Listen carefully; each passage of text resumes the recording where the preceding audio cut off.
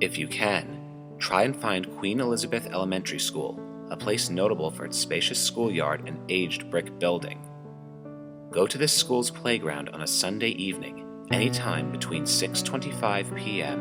and 6:45 p.m., and optionally, you can only bring one object with you. It can be a bike, your means of getting there perhaps, or a camera, but nothing that could distract you from your surroundings. You will fail to get far if you're not focused on the schoolyard. Go to the swing set and pick the last swing on the right, and swing. Optionally, you could simply sit on it, but the process could take much longer. If everything is going correctly, you should see a child's form walking the perimeter of the grounds, waving a black bat. Do not stare for too long, or he will notice and run out of the yard. At that point, you have an unknown amount of time to get as far away as you can from the school before he comes back.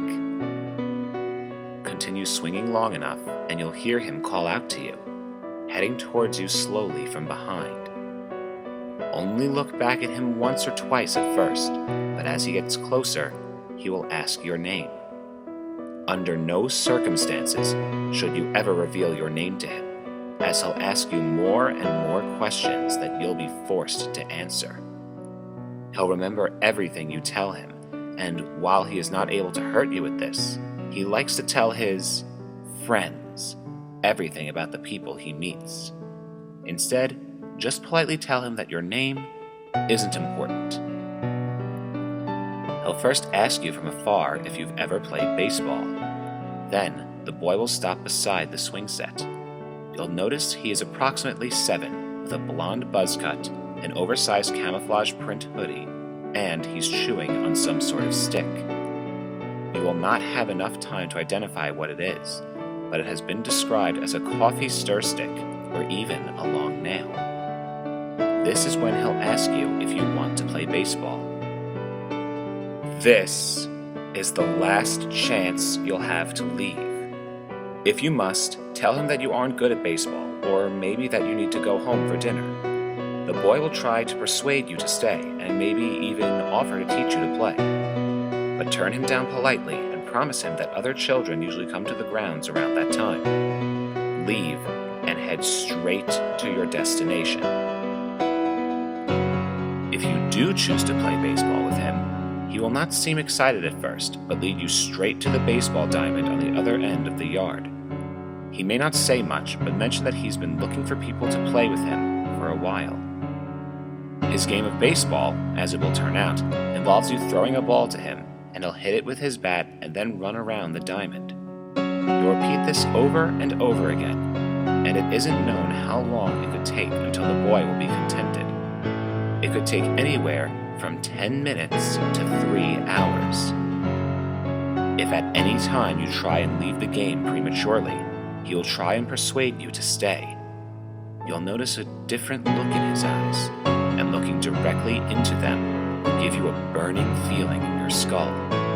Giving him an excuse or even staying will have no effect, and at this point, the best thing you could do for yourself is to run onto the adjacent street and throw yourself in front of a car, lest you experience what the boy will do to you.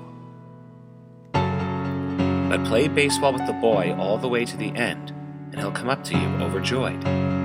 He'll thank you for your time and give you the baseball. From there, he'll take his bat and go home, and you are free to leave too, but exit in the opposite direction and do not turn around at all until you have left the grounds. When you reach a safe place indoors, you will now be able to study the ball. There's nothing about it that appears odd, it's simply a battered old baseball. You can either display it, or even play with it, but try stripping a small piece of the ball off and carrying it around in your pocket.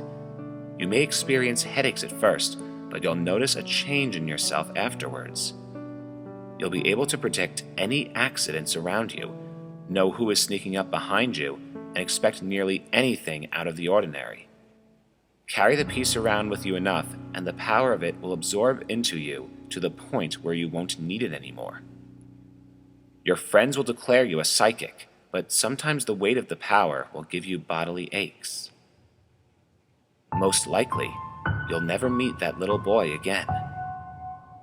But if you're one of the unlucky ones and you see him in any form, turn right around and run as fast and as far as you can. Because he wants his baseball back.